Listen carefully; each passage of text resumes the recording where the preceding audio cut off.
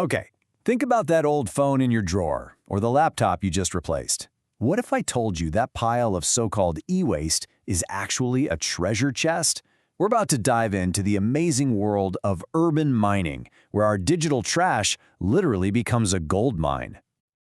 I want to kick things off with a single, kind of mind-blowing number, 40 to 800 times. What on earth could that mean? Well, it's the entire reason why your old electronics are so incredibly valuable. And here it is. This comes from a 2025 paper by Dina Mohammed and her colleagues on sustainable mineral management. They found that a single ton of e-waste has anywhere from 40 to 800 times more gold than a ton of rock dug out of a traditional mine. We're talking about turning trash into a resource that's way richer than anything we can pull from the ground. It's just incredible. But, before we can get to that treasure, we have to face the music and understand the sheer scale of the problem. Because all that potential, it's buried under a mountain of our own making. So check this out. It's the acceleration that's really eye-opening here. We went from about 36 million metric tons of e-waste back in 2011 to over 61 million in 2023. And look, we're projected to hit almost 75 million tons by 2030. This isn't just some pile of trash, it's a mountain that's growing faster and faster every year. And here's the real kicker. Even with that massive growing mountain, we are only formally recycling less than 20% of it. That means over 82% of all our e-waste is just gone, landfilled, burned, or shipped off to be handled in unsafe ways. There's this huge gap between the problem and what we're actually doing about it. And this isn't just a wasted opportunity. We're talking about a direct threat to our environment. When this stuff isn't handled right, we are pumping thousands of kilograms of toxic mercury and millions of kilograms of hazardous plastics into our air, water, and soil every single year. Okay, but let's shift gears, because inside that dangerous, growing problem lies an absolutely incredible economic opportunity. It's time we stop seeing this as waste and start seeing it for what it is, a resource. So what are we talking about in terms of value?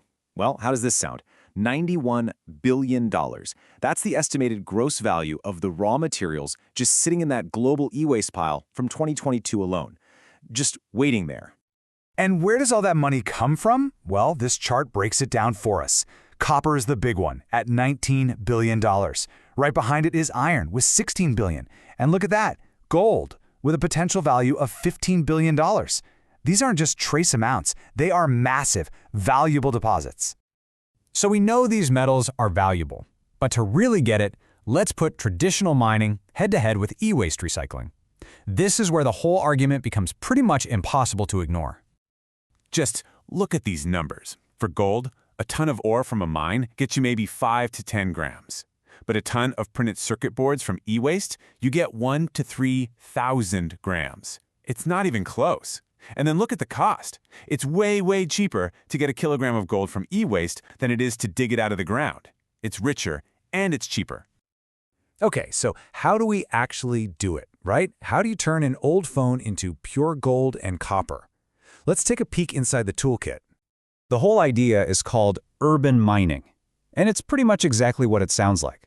Instead of digging in mountains for new resources, we're mining our cities, our old electronics, our waste, for the valuable materials we've already used once.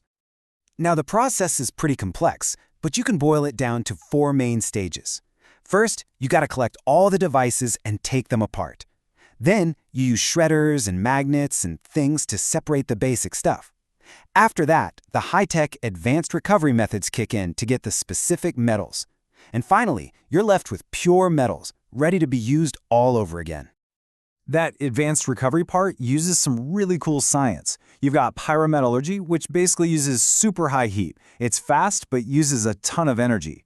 Then there's hydrometallurgy, which uses chemicals to dissolve out the metals you want. It's very precise, but, hazardous chemicals. And then there's biometallurgy, which actually uses microbes to do the work. It's super eco-friendly, but it's also super slow. So yeah, every method has its pros and cons. But here's the really crucial takeaway from all that science. In the right conditions, some of these modern methods can recover up to 95% of the metals.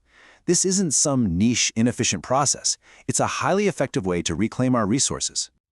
So, we know the problem, we see the massive opportunity, and we have the tools. So what's stopping us? What's stopping this from being the global standard? Well, let's look at what it takes to build a truly circular future. I mean, it's not easy, of course. There are some major hurdles. For one, our devices are getting more and more complex, which makes them harder to take apart. Building these advanced recycling plants, that costs a lot of money up front. And a really big one is that there just aren't consistent rules around the world to manage all this waste properly. But we actually have a pretty clear roadmap to get over those hurdles. It all starts with designing products that are meant to be recycled from day one. We also need strong policies that make companies responsible for their products even after they're sold. And, of course, it takes all of us being more aware and getting governments and private companies to work together to build the system we need. And what's the ultimate goal here? It's creating a true circular economy for all our electronics. A system where we conserve the planet's precious resources, we slash pollution, and we build a stronger economy that doesn't just rely on digging new holes in the ground. So that really brings us to the final thought.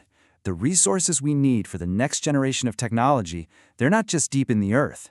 They're in our homes, our offices, our junk drawers, right now. The question isn't, can we do this anymore?